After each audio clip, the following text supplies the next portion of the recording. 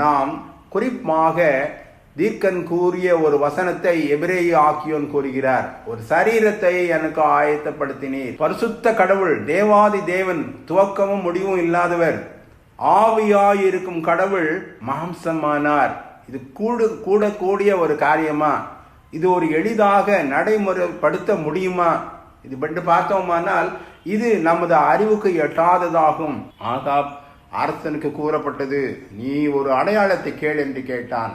ஏசாயா தீர்க்கன், வானத்தில் இருந்தாகிலும் ஆழத்தில் இருந்தாகிலும் மாட்டேன் என்று பொய்யாக கூறிய அந்த அரசனுக்கு கொடுக்கப்பட்ட ஒரு வாக்குத்தத்தம், இதோ ஒரு கன்னிகை கர்ப்பவதியாகி ஒரு குமாரனை பெறுவாள். ஆண்டவராகிய பரிசுத்த தேவன் வாக்குரைத்தார்.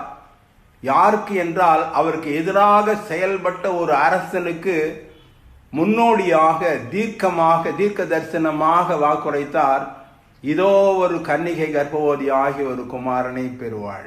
ஆம், அந்த பிறப்புத்தான் நம் ஆண்டவராகிய இயேசு கிறிஸ்துவின் பிறப்பாகும். ஆண்டவராகிய இயேசு கிறிஸ்து இந்த உலகத்திலே அனுப்பப்பட்ட பொழுது வானத்தில் உள்ள அனைத்து சேனைகளும் அவரை தொழுது கொண்டார்கள் என்பதை நாம் அறிவோம்.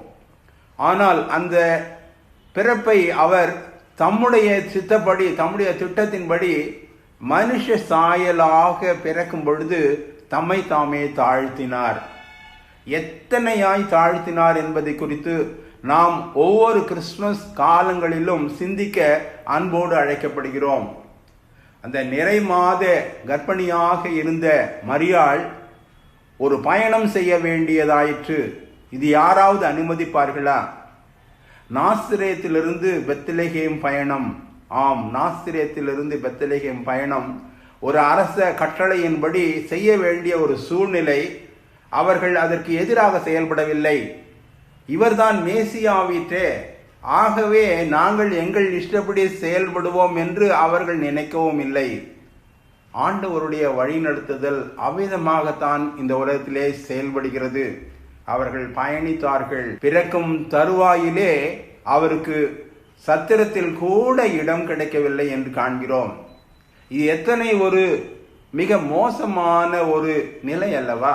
ஒருவேளை மரியாள் அல்லது யோசேப்பு எவ்விதமாக தங்கள் உள்ளத்திலே நினைத்திருப்பார்கள்,